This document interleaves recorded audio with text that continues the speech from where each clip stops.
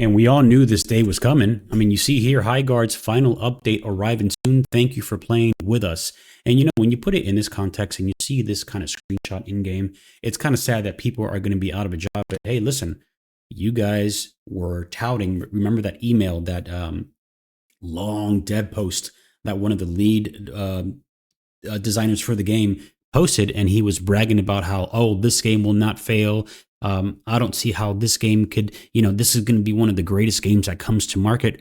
And this is this like internal closed bubble, like toxic positivity that everyone like loves to gas up their superiors because they either just made it in the business or they're in the business and they want to keep their position and fail upwards, right?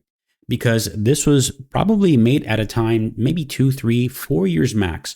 So 4 years ago, when those ESG dollars were still being flooded into the gaming industry to make what we know as DEI infused and agenda infused games, right?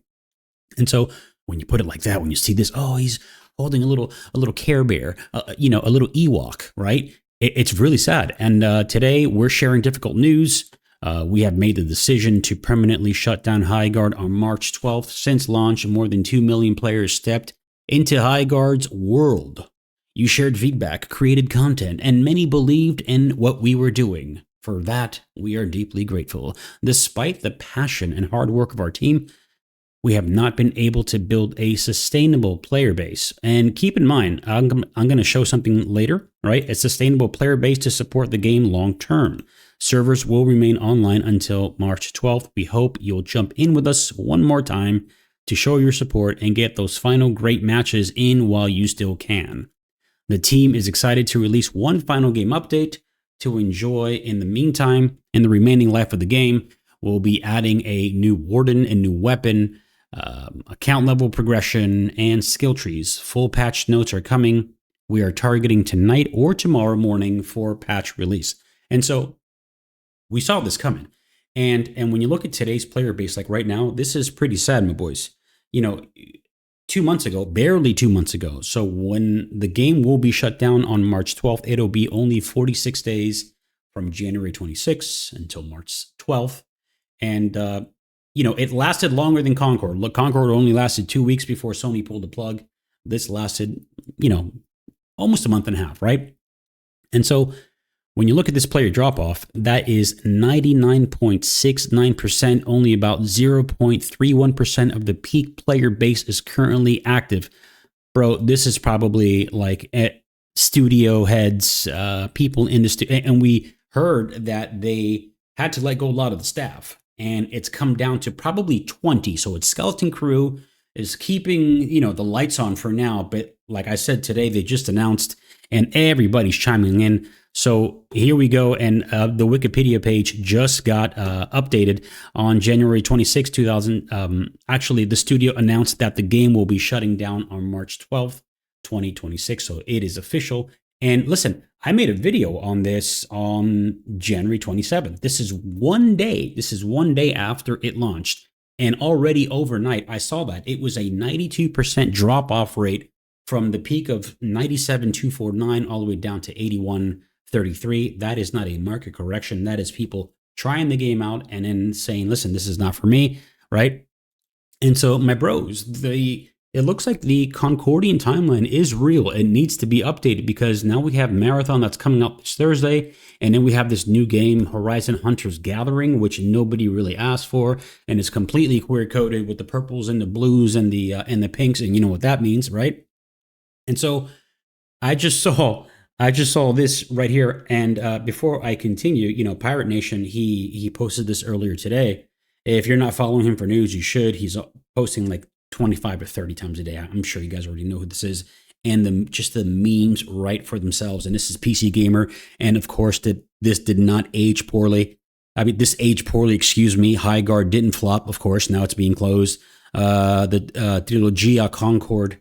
And we have so many more games that are coming out, and all the shills that came out and the journalists defending the developers of Highguard. And, you know, the Shilstein list is real, guys. And we're about to make a Shilstein list. And we already saw this with the Server Slam for Marathon over the weekend. And everybody just came out of the woodworks just defending that game. But what you didn't realize is that on Twitch, when you're adding hashtags to your channel description or your stream description, you have to place ad. In other words, you're being paid to stream. All right. And then Nick Tech actually posted this. His videos are great on YouTube, by the way. Now that Highguard is shutting down, I hope that every game studio, and especially Sony, will finally understand that live service fatigue is real and gamers want good single story driven games. Studios shouldn't suffer layoffs. And this is true. Like, if you guys are being forced to, they're looking at your portfolio, they hire you to be part of the family, and they're like, yeah, but you know what? Scratch all that. We want to make live service games. I mean, you have the option to either walk away and do your own thing. Like, for example, Shift Up. They just announced yesterday that they are going full-blown independent and are going to be self-publishing all of their titles. And this is the genius behind that company and the CEO of Shift Up. I'm forgetting the name, but this is what we need to start seeing, right? But it shows that the ESG dollars are completely running out. Let me continue. The money and budget that was wasted on some live service games like Concord, Suicide Squad, and Skull and Bones. Remember, Ubisoft was bragging about how this is like the first quadruple A game, would have probably equaled to 5 or 6 good single player games. If you take a look at canceled games for Sony, most of them were live service titles. It's no wonder then why this generation of consoles had so few exclusive titles. And we started with Concord, only 2 weeks. Skull and Bones is doing absolutely horrible. This was a trash of a game, and this game only lasted, like I said, will last 46 days. And it's sad that we have to see developers go, but when your game is not that great, the audience will respond immediately, swiftly, and with great vengeance and furious anger. That's a nod to Pulp Fiction, right? And then, guys, I don't know if you know this, but I'm streaming every day, and I'm pretty grateful that you guys are stopping by. Let's make sure we're at 878 subscribers. This is not my original gaming channel, by the way, but let's get this down, up to 1,000 subs, and I'll see you guys in the next one. Thanks for watching, and rip Concord, bros. 300 people. Oh.